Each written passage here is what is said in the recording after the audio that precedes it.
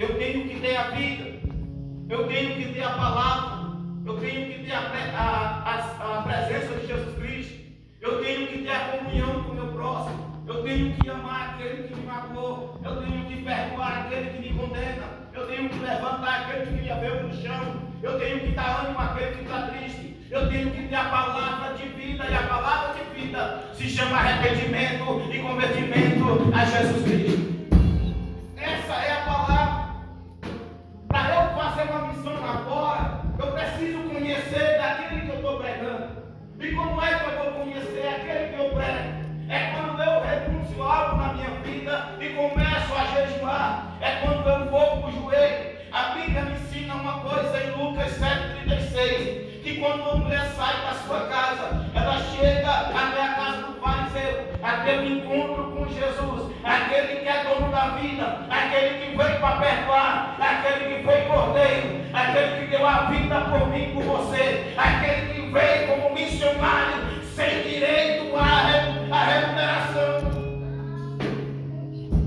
Agora vem aqui, a Bíblia me diz que ela chega na casa do fariseu. Quando ela entra dentro da casa do fariseu, ela vai de joelho, ela vai com o rosto em pó, ou seja, o símbolo de joelho é reconhecimento, o símbolo de reconhecimento é buscar a presença, e quando busca a presença entra em uma intimidade, e quando tem intimidade tem autoridade. Pode ver que o teu filho, quando vai pedir algo para você, é porque ele tem intimidade, ele não chega, eu posso, ele diz, eu quero. Meu pai, minha mãe, eu quero tal coisa, eu quero fazer isso, eu quero aquilo na vida. Isso significa que ele tem intimidade. É por isso que para eu fazer missão, se eu não tiver renúncia na minha carne e viver em espírito, jamais alguém aí na rua, ele vai olhar para mim e vai dizer, eu quero conhecer este Jesus que arrancou o pastor Cristiano de uma caixa de lixo, colocou ele de pé, eu quero conhecer, porque se ele transformou a vida dele, arrancou ele do lixo e colocou ele de pé, ele vai mudar a minha história. Mas se eu não tiver renúncia, se eu não representar Jesus, eu jamais consigo fazer a missão aí fora. Escute aqui uma coisa, se o pastor não levanta um líder na igreja, é porque o pastor não quer, não foi com a cara, não é não, tem que ter preparação. Ser missionário é muito fácil, ser missionário, eu vou na igreja do pastor Alexandre, eu começo a bater nas ovelhas dele, eu digo que prego o que Deus manda, viro as costas e vou embora, eu planto a semente, mas se não tiver uma pessoa para regar, jamais essa semente vai dar fruto. É por isso que o pastor muitas vezes ele começa a ensinar a sua ovelha a primeiro aprender, e para poder ser professor ele tem que ser aluno, para poder ser missionário ele precisa ser liderado primeiro. Por isso que o pastor ele demora a levantar, ele ensina, ele capacita, ele rega a semente. É por isso que eu e você muitas vezes diz, está demorando Deus fazer na minha vida. Deus fez uma promessa de eu ser pregador, Deus fez uma promessa de eu ser levita, mas o pastor não me levanta. Não é isso, é porque quando a semente, se ela não crescer a raiz para baixo, o seu próprio crescimento vai a derrubar. Escute aqui uma coisa, o teto só vem depois da coluna, as paredes só vêm depois do alicerce. É por isso que o profeta só vem depois do deserto. Nenhum profeta ele vem antes do deserto. Deus ele te chama dentro do deserto, mas não é Deus que coloca. O diabo ele vai colocar você dentro do sepulcro. Agora vamos aqui no texto. Está na hora de despertar, né? E Jesus ele vai chegar uma hora para a minha vida e para a tua. Ele vai dizer que está na hora de você se levantar. Assim como ele falou em Êxodo 14:15 para Moisés. Para de estar chorando, para de estar orando, para de estar murmurando. Diga ao povo de Israel que marche, porque clamas a mim, Moisés. Diga ao povo de Israel que marche. Agora está na hora dessa pedra sair da tua vida. Está na hora desse sepulcro sair da tua história. Está na hora de Jesus te colocar de pé. Vai chegar o momento que tu vai anunciar o Evangelho, assim como Ana anunciou. Me prova, pastor. Ana anunciou o Evangelho da fé, na oração, no joelho. Me prova, pastor. O Evangelho de Ana foi o testemunho do que Deus fez na vida dela. Não foi uma palavra, não foi duas, foi não. Ela abria a sua boca. A Bíblia dizia que enquanto Ana falava, da sua boca não saiu voz nenhuma. Mas quando ela levanta dali, passa-se o tempo. Quem via Ana lá fora sendo afrontada, quem via Ana lá fora sem dar fruto, agora começa a ver Ana missionária, gerando um juiz, gerando um profeta, gerando algo que era de Deus. Agora olha para Ana e não quer conhecer aquele Deus pelo que Ana falava, mas pelo que Ana testificava sobre a vida dela. Eu chegar aqui e falar que Deus ele me usou para levantar um morto é uma coisa. Agora, se você olhar para a vida e ver para mim e ver transformação na minha vida é diferente. Tu não tem que seguir o que eu falo, mas tem que seguir o que Deus coloca no teu coração e o que você vai testificar sobre o que Deus. O que Deus quiser na minha vida e na tua. Agora Jesus ele chega a falar comigo assim, ó. Levanta-te, está na hora de despertar. Sabe aquele sonho que Satanás falou que você não ia conseguir realizar? Deus está falando que vai despertar sonho hoje. Sabe aquele sepulcro que o diabo colocou você e fechou a pedra? Jesus está mandando retirar a pedra hoje. Sabe aquela cova que o diabo falou que ia te enterrar? Jesus está dizendo assim, sou eu que fecho a cova hoje. Sabe aquele caixão que o diabo preparou para você, aquela armadilha? Jesus está quebrando hoje. Ele está dizendo para mim e para você assim, ó. Está na hora de se levantar. Está na hora de se posicionar. Que crente em movimento é um alvo difícil de Satanás acertar. Mas o crente quando fica quieto, um crente quando fica chorando, um crente quando não sabe o que é a presença, é um crente fácil. Mas o crente que tem presença é crente que se movimenta. Entenda aqui que eu quero dizer. Deus está falando para você e para mim. Quando Ele te levantar, Ele vai te capacitar, Ele vai te guiar, Ele vai te iluminar, porque Jesus na minha vida e na tua, Ele é a luz. E quando a luz entra na minha vida, quando a presença entra na minha vida, Ele transforma a minha história. Me prova aí, pastor. Ebed-edom, ele pede a arca da aliança para que entrasse na sua casa. Aí quando a arca da aliança entra na casa de Ebed-edom, Jesus ele está falando com ele. Tu já se levantou, tu despertou o teu sonho de mudar a tua casa. Agora é comigo que transformo. A fruta que não dava fruto agora começa a frutificar. Agora a mulher que não dava luz começa a dar luz dentro da casa de Ebed-edom.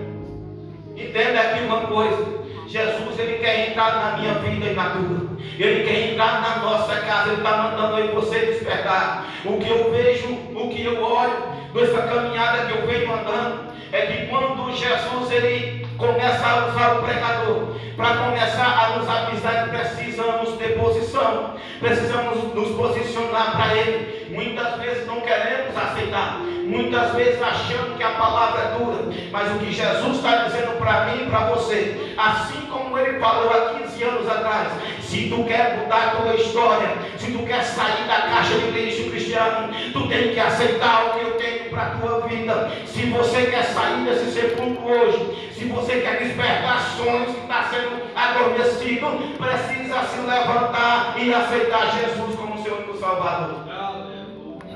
Eu falo para mim, a Bíblia diz que Deus criou o homem mais semelhante a Deus.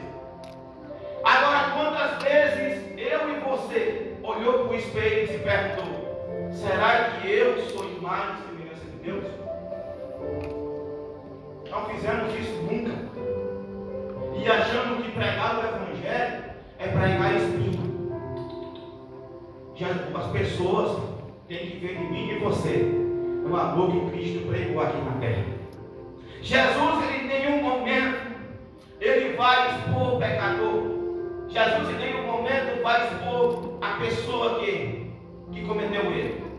Mas ele vai começar a expor: ei, tem um caminho. Se tu me aceitar, tem transformação. Se tu me aceitar, tem sonhos. Se tu me aceitar, tem luz. Se tu me aceitar, tem mudança. Se tu me aceitar, tem transformação, tem libertação. Se tu me aceitar, eu mudo a tua história. Em João capítulo 8, foi pega uma mulher e colocada à frente de Jesus. E quando essa mulher chega a ser colocada à frente de Jesus no meio da multidão, essa mulher ela foi colocada para ser acusada. Estavam esperando que o sonho dela fosse morto. Estavam esperando que ela ia desistir.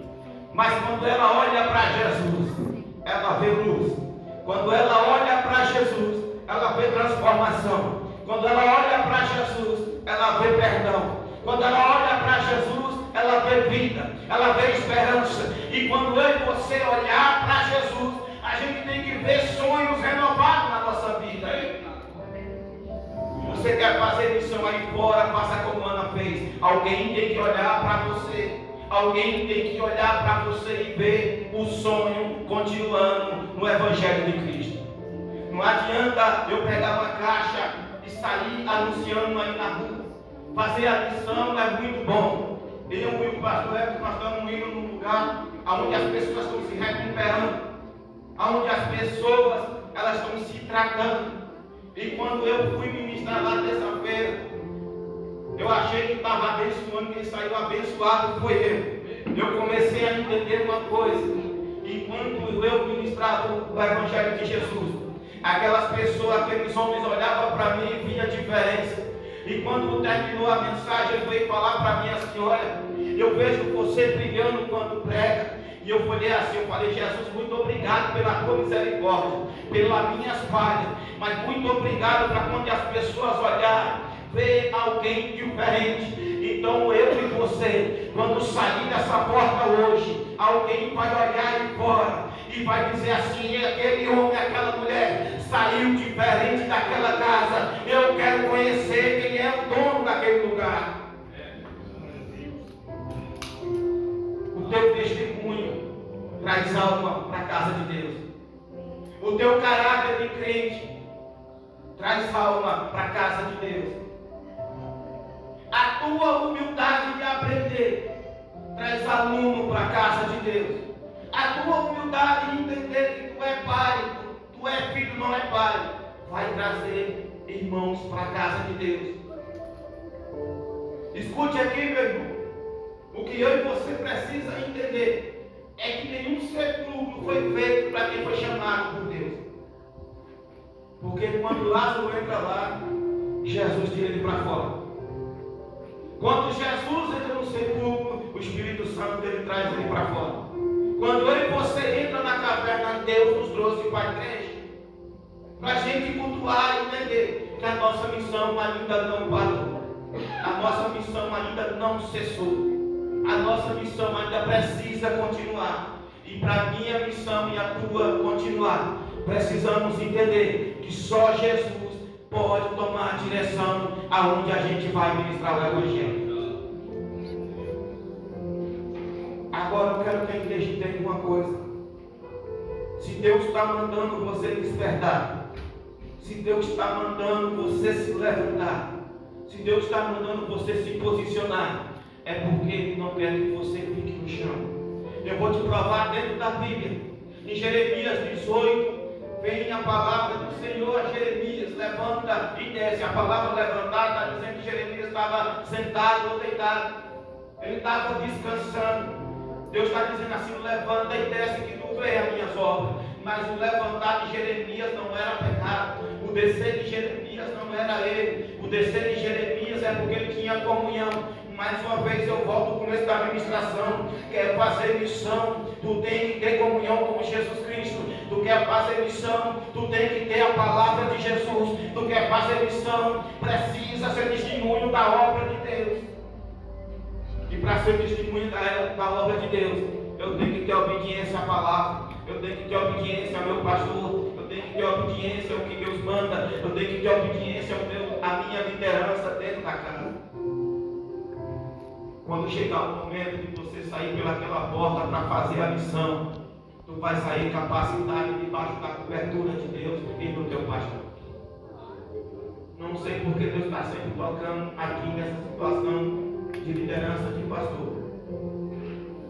Mas se tu quer ser bem sucedido no mundo espiritual, a Bíblia diz que obedecer aos vossos pastores e vossos líderes, porque eles velam e dão conta pela tua alma. Amém?